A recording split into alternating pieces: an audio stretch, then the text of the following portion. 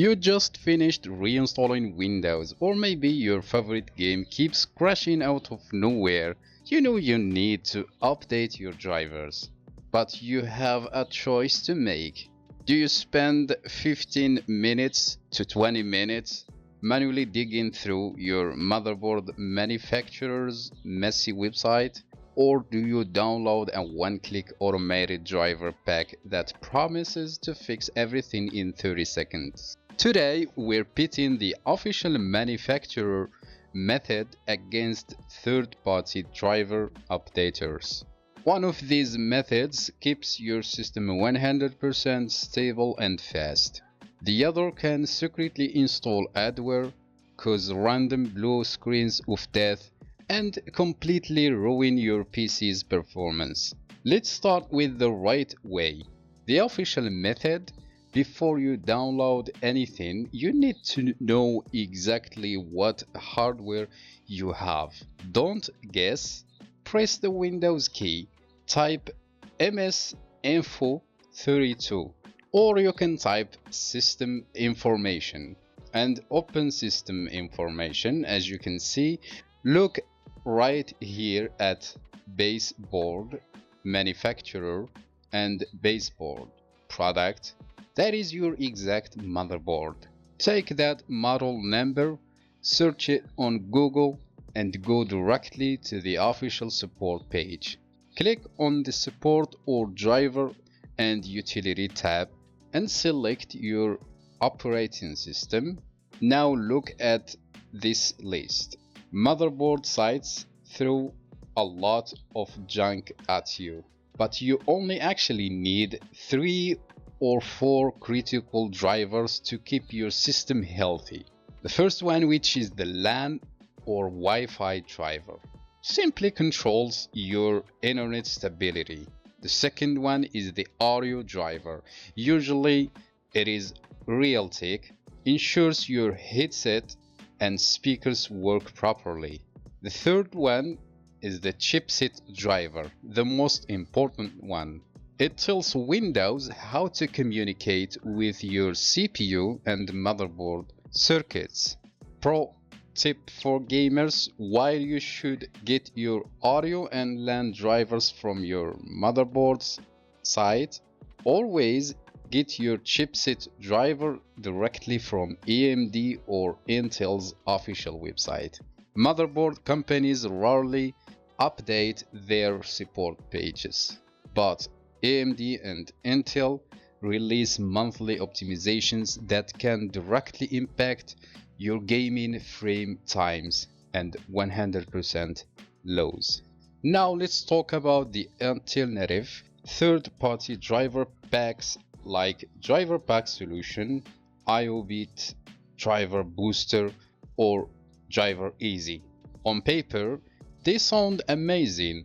They scan your PC, find missing drivers, and promise to update them all with a single click. But here is what they don't want you to know. Many of these free tools are heavily monetized through bundled software. If you just click that big shiny install button without looking, the software will quietly install third-party browsers, fake antivirus programs, and background telemetry tools that eat up your RAM and CPU cycles. If you must use these tools, you always have to hunt for a hidden expert mode to uncheck the garbage. Worse yet, these programs don't pull drivers from official motherboard servers. They use massive generic databases.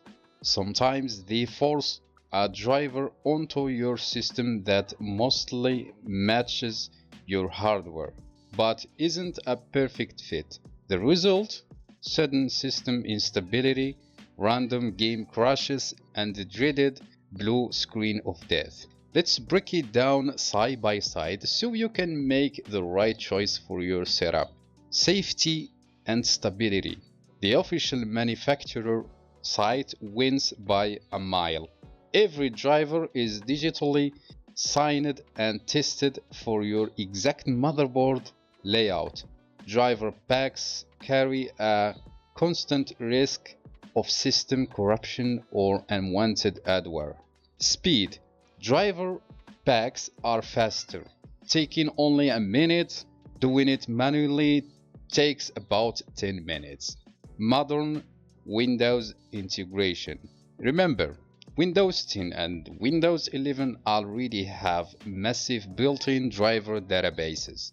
When you run Windows Update, it automatically pulls stable basic drivers for almost everything anyway. So what is the ultimate verdict? If you are running a modern gaming PC, a production machine, or your everyday rig, never use a third-party driver pack. Take the 10 minutes to download your chipset, audio, and LAN drivers manually from the official source. It guarantees maximum stability and peak gaming performance. The only time a driver pack is acceptable is if you are a professional technician working on a 12 years old legacy Office PC. The network card isn't working and you need a quick generic offline driver package just to get the machine online. For everyone else, stay far away. If this video saved you from downloading a bad piece of software, hit that like button and subscribe for more clean, straightforward tech optimization guides. Thank you all for watching this video, and I see you in the next one. Have a good day.